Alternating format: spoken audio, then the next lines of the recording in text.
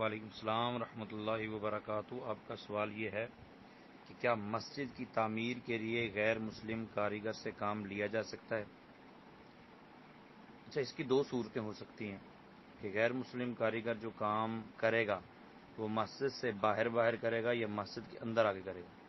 اگر تو مسجد سے باہر کام کرتا ہے یا مسجد کے باہر سے کوئی تعاون کر دیتا ہے تو اس میں کوئی حرج نہیں ہے۔ فتاوی رضویہ شریف کی جلد نمبر 16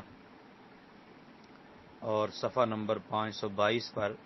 اس حوالے سے موجود ہے۔ سیدی اعلیٰ حضرت فاضل بریلوی رحمۃ اللہ تعالی علیہ فرماتے ہیں کہ اگر نیاز مندانہ طور پر وہ پیسے پیش کرتا ہے تو حرج نہیں ہے، لیکن اگر پیسے دے کے مسجد کو یا مسجد کے لیے کام کر کے احسان جتلاتا ہے تو قطعاً درست بھی نہیں۔ اور اگر وہ مسجد کے اندر آئے گا تو اس صورت میں یہ ہے کہ اللہ تعالیٰ کا ارشاد گرامی ہے، سورۃ توبہ کی آیت نمبر 28، اللہ تعالیٰ فرماتا ہے یا ایھا الذین آمنوا انما المشرکون نجس فلا یقربوا المسجد الحرام بعد عامہم ھذا، کہ اے ایمان والو، مشرک بالکل ناپاک ہیں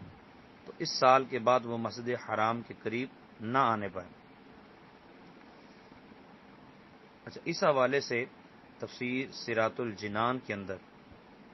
وضاحت موجود ہے کہ یہاں مشرکین کو منع کرنے کے معنی یہ ہیں کہ مسلمان مسجد حرام شریف میں آنے سے روکیں۔ یہاں اصل حکم مسجد حرام شریف میں آنے سے روکنے کا ہے، اور بقیہ دنیا بھر کی مساجد میں آنے کے متعلق بھی حکم یہ ہے کہ کفار مسجدوں میں نہیں آ سکتے۔ خصوصاً کفار کو عزت و احترام اور استقبال کے ساتھ مسجد میں لانا شدید حرام ہے۔ اب ظاہر جس کو کاریگر بنا کے لا رہے ہیں، مسلمان کاریگر ختم تو نہیں ہو گئے، تو اس کو بھی عزت و احترام کے ساتھ ہی لایا جائے گا، تو سختی کے ساتھ منع ہے۔ اعلیٰ حضرت فاضل بریلوی رحمۃ اللہ تعالی فرماتے ہیں کہ یہ کہنا کہ مسجد الحرام شریف سے کفار کا منع ایک خاص وقت کے ساتھ تھا یا یہ صرف مسجد حرام شریف سے ہی منع کیا گیا ہے، باقی مساجد سے منع نہیں کیا گیا، یہ بالکل غلط بات ہے کہ اللہ تعالیٰ نے ارشاد فرمایا انما المشرکون نجس، اور یوں ہی یہ کہنا کہ کفار کے وفود مسجد نبوی شریف میں اپنے طریقے پر عبادت کرتے تھے یا آتے تھے تو وہاں آ کے